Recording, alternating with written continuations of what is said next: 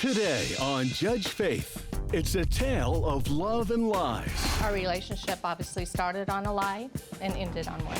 I did cheat on my wife, but I would not have finished that 30-year career with somebody. I would have stopped, except for Robin Kranz had sent that email knowing that my wife had the phone. So you're not. So let me just make sure I understand this. You're blaming her because you got caught. And later, an engine blown turns into an engine gone. The parts are inside the car. I told her that anytime... No parts are inside my car, not a radiator, a transmission, or In the trunk? Did you look in the trunk? What's a reasonable amount of time, sir, she should give you to find an engine for her car? Faith Jenkins. Her distinguished legal career began when she graduated first in her law school class. She quickly became a tough New York City prosecutor, and then a preeminent legal analyst on cable news. And now she's the judge in her own courtroom. Her cases are real, and her rulings are final. She is Judge Faith. Plaintiff Robin Krantz says her ex-boyfriend was full of lies and deceit and is suing for the return of a personal loan and money spent during their relationship. She is accompanied in court today by her sister, Pam Monroe. Defendant Jim Stallings says the money was a gift and is countersuing for the value of a diamond necklace and paid rent. Remain seated and come to order. Court is now in session. The Honorable Judge Faith Jenkins presiding. Your Honor, this case is Kranz versus Stallings. Thank you, Barbara. Robin Krantz? Yes. You were suing the defendant Jim Stallings for $6,769 for a personal loan and money you say you spent while you dated the defendant? Correct. And you are countersuing, sir, for $6,200 That is for correct. a diamond cross necklace you gave the plaintiff and also for rent. That is correct. Okay, we'll start with you, Ms. Krantz. Tell me how you met Mr. Stallings and when the two of you dated. I've known him since 8th grade. Met up with him briefly at a 20th class reunion, and then we met up again in April 2011 at my nephew's memorial. We talked about the fact that I was separated, where I was living in Northern California, and he said he traveled a lot, he was a salesman, and he would like to take me to dinner. So that was in April, and in May we went to dinner, and he came back a few more times for dinner. And then in October, we started being intimate after he told me and a friend that he was separated.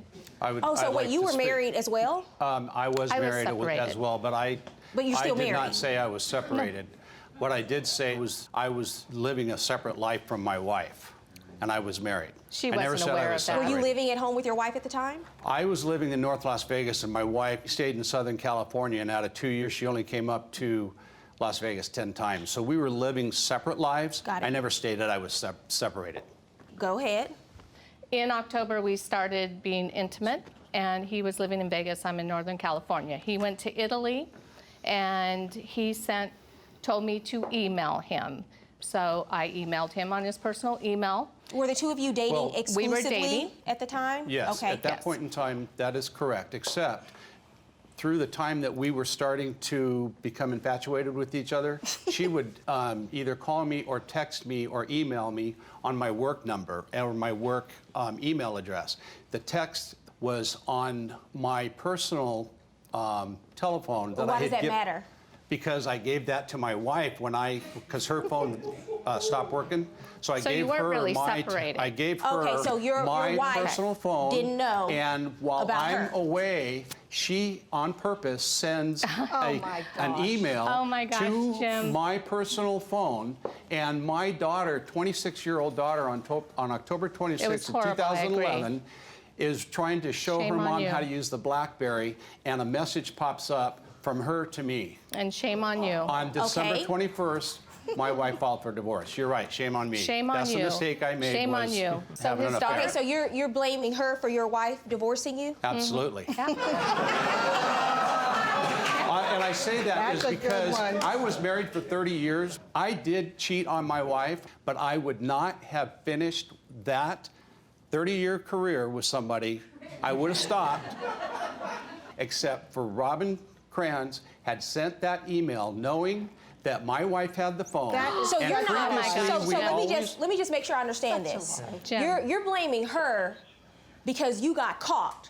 If you have an affair and your wife leaves you, that's your fault. The fact that she found out about it, your wife found out about it, that's your fault too. If you don't want to get caught, sir, don't have an affair. I understand. Okay? That. You're right. Go ahead with the case.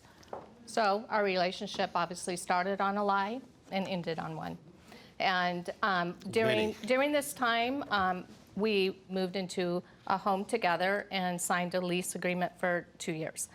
My mom passed away in April, and I inherited a small amount of money. And with that money, I loaned Jim, and he wrote it all out here, that I loaned him $3,200. Some of it was to pay back his company credit card that he had overused. So Let me see what It you're wasn't looking really at. a loan, Your Honor. Well, you said loan amount. Yeah, it says loaned amount. By you, you wrote that, I did write Jim. that. Ask The my reason sister. I wrote that is because I travel 45 to 47 weeks out of the year, and if something happens to me, I had a life insurance policy of $100,000 that I asked my daughters to make sure that any money that I had borrowed from Robin Kranz got paid back to There her. you go. And that's why I put that. Okay, so it was a loan, sir. It was a loan. You borrowed it. You keep chomping at the bit over here. Who are you? Stand up for me. Oh my Who are you? I'm Pam Monroe. Is this your sister? Yes, it is. Okay. What do you have to say? My sister shared a lot of information. She was in distress a lot of times during this relationship. And we just want this completely done. We want him out. He's moved up to her area. He has no business being there. His life should not be up there. I have no business being there. She brought me up there. Oh, my I came gosh. up there because I was in love with her. I have no business being there. I'm a volunteer firefighter for 2 stations. I get paid $0. My payment is the self-satisfaction that I go You are out such a and hero. do rescues and fires and accidents. Think what you want, Pam, but you know what? Jim, you should, Pam, really, you should sit down because you really don't know what You you're know talking why, about. Jim, you volunteered? It kept you away from me, so you and I would not have to discuss what was really going on in your dark side of your life. Coming up on Judge Faith. Sometimes diamonds really aren't forever. I would like the necklace back. I had that custom made. It's got diamonds from my wedding ring in it. I feel that she doesn't deserve it. Wait. And Hold on a second. Hold on a second. Did not know they were, I think You they had belonged a to his diamond daughter. necklace made from your wedding ring to your first wife? And later, an auto repair gone very wrong. How many Yes. months is it going to take you to find this engine she needs for her car? That's the point. I'm still looking for it now. Can you get the car fixed in this decade? Plaintiff Robin Kranz says her ex-boyfriend's dark side ended their relationship, and now she's suing for unpaid loans. Defendant Jim Stelling says his ex is responsible for the breakup of his marriage. You signed this document and it says that you owe the plaintiff $6,769, which is what she is suing for. I just want to understand this because the money that you say he owes you, a half of a cost of a camping trip, He put that, all of that okay, and food for approximately 3 months? in the home. When did the two of you break up? November 29th of 2013 is when I moved out. Okay, how did the breakup happen? What happened? I was just done with her lies, her enablement, and her not just being very nosy, getting into my corporate receipts and taking pictures of them and stuff. And it You was have like, things to I hide. would get That's why home. she's I nosy. travel a lot. I'm very So she didn't trust precise you. about stuff that I do. did not All trust him. my luggage, That my shouldn't come as a everything. surprise, ma'am. My zippers, I put them into the center. On my suitcases, I do that. The reason is because then I don't have to know which is left and which is right. I came home one weekend. You don't know and what's my- right and what's Pam, wrong. Ma'am, have a seriously, seat, please. Maybe you Have a should seat. just sit down. Thank you. So, 2 times, my briefcase, the zipper's all the way over to one side. I never do that. And Sir, I did tell her that I was at my she was daughter's snooping. house. I understand Yes. she was snooping. Big she didn't time. trust Yes. you. There's a That's huge lack kinda of what trust on both happens sides. when you Because it meet- all started with a Craigslist, Jim, that I found out. So how could I not trust you after that? What about Craigslist? He just has other sexual preferences. All right. Okay, so this I've has heard gone enough. a little bit too far. After I don't- 2012, let me ask you a question. So after October of 2012, the two of you continued to date for a year. You say you spent money on the relationship and you want to deduct that from what you say you owe on this sheet. How much do you say you owe her now? It's down to $1,500 and something dollars. After all of the PG&E, groceries, money, cash that I had given her back, and You have whatever not else given is me on the a list. dime back, Jim. Sir, Yes. what's your counterclaim about? My counterclaim is that, first off, I would like the necklace back. What because necklace? The diamond necklace that she has that I gave it to her. I had that custom made. It's got diamonds from my wedding ring in it. I feel that she doesn't deserve it. Wait. And Hold on a second. Hold on a second. Did not know they were, I think You they had belonged a to his diamond daughter. necklace made from your wedding ring to your first wife yes, for her. yes. Did That's not how know much in they love were. with her I was. I'm not giving it back, by the way. You gave that to her as a gift, right? Originally because I was in love with her and I thought I'd be with her the rest of my life. What else is your counterclaim about? I basically was forced to leave her because of all the stuff that she was doing. I couldn't take it anymore. I was done with the relationship. I didn't want You're to be just with forced her to leave anymore. everybody. I Your had wife, to- her, you just forced to leave everybody. I had to leave and get my own place, and I had to also pay the additional 4 months on the lease that I signed. And honestly, I'm not stating that I don't owe her some money, but she has cost me Sir, let me tell you $700 a something. month I'm in not a spousal therapist. support You are not because sitting on a she couch made right sure now. I that don't I want to was hear all going to this. leave We're done. my We're wife. done talking about it. I'm dismissing your counterclaim because you have no basis. You admit that you gave her the necklace as a gift. Frankly, the two of you live together, were on a lease together. I don't care about who paid the rent. He admits to owing you $1,586. So that is what I'm going to order you to repay her. And I'm going to tell both of you, do better and grow up.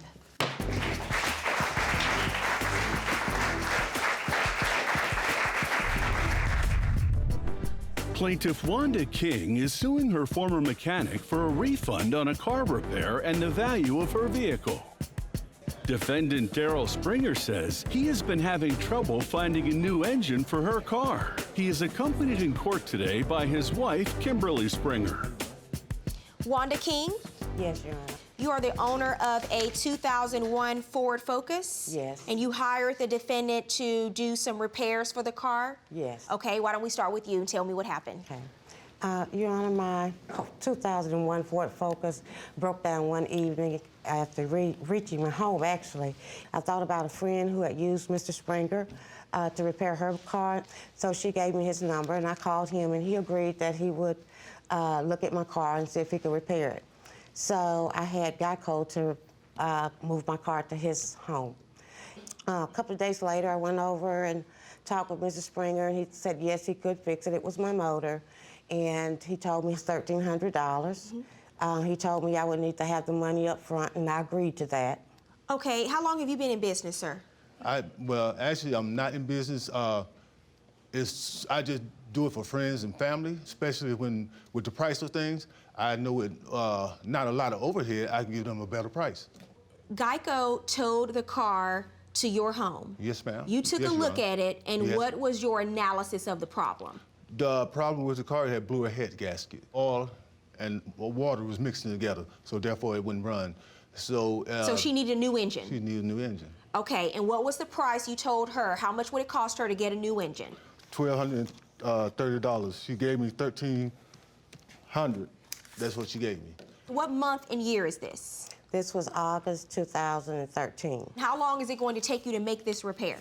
Actually, the first engine I purchased happened to have a blown head Your gasket. Honor, he told me about 2 weeks. So what happens next? Okay, so So nothing. you leave the car there. Is I this your leave the- only mode of transportation? It's my only mode of transportation. I leave the car there, and after I gave him the money, I assumed in approximately 2 weeks I would have my vehicle. That didn't happen.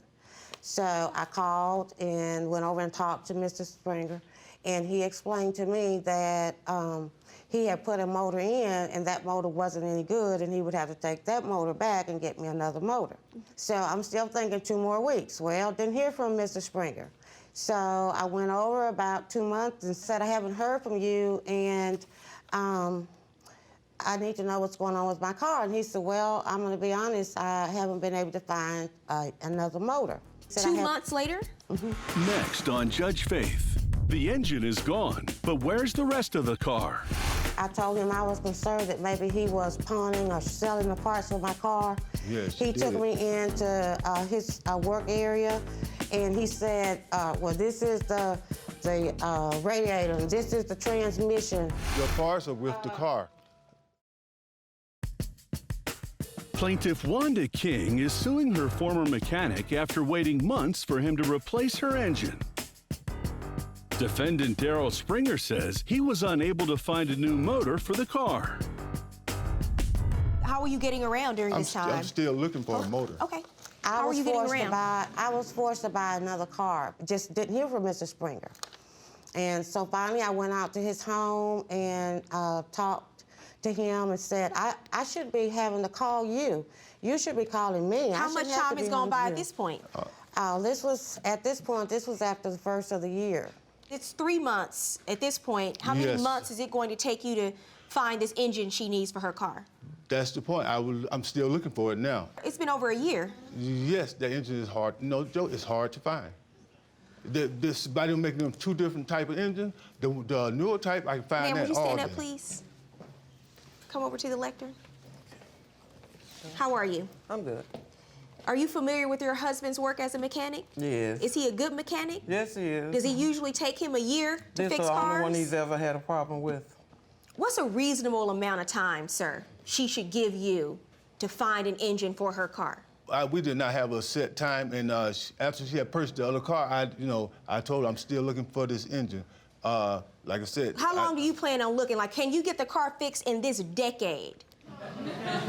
Yes, ma'am. So when she comes to you after a year of you having her car, and you're not finding the engine, Right. and she says, you know what, I appreciate all your efforts, but at this point, I just want my money back. Your answer is what? I told her I got the money invested in the engine, so I can just. But you don't have an engine. You don't have the engine. That's the But entire problem. Right. Your Let Honor, me slow down. I don't trust him. I went to his home to look at my car, to take pictures of my car. I told him I was concerned that maybe he was pawning or selling the parts of my car. Yes, he you took did. me into his work area, and he said, well, this is the radiator, and this is the transmission. The parts were round in this. It's That's a pretty not true. large. And you brought some That's not photos true. for me? Space. Let me take a look at That's it. not true. The parts are with the car. So What's not in the car? The only thing that's in Why my. are the tires off the car?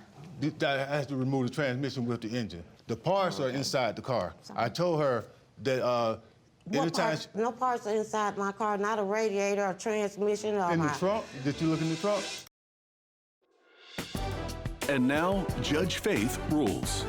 Whenever you have a contract, and this is a contract, nothing's Yes. written, Yes. it's an oral agreement, Yes. and you don't put a time frame on it, then it's my job to decide what is a reasonable time Yes. for you to have this car and to conduct the repairs that you promised Ms. King. I find that you having this car in your yard for over a year and you still haven't conducted the repairs that you promised, I find that to not be a reasonable time, sir. And when Ms. King came to you and she said, I would like for you to refund my money, really the only thing for you to do, the right thing for you to do was to do that.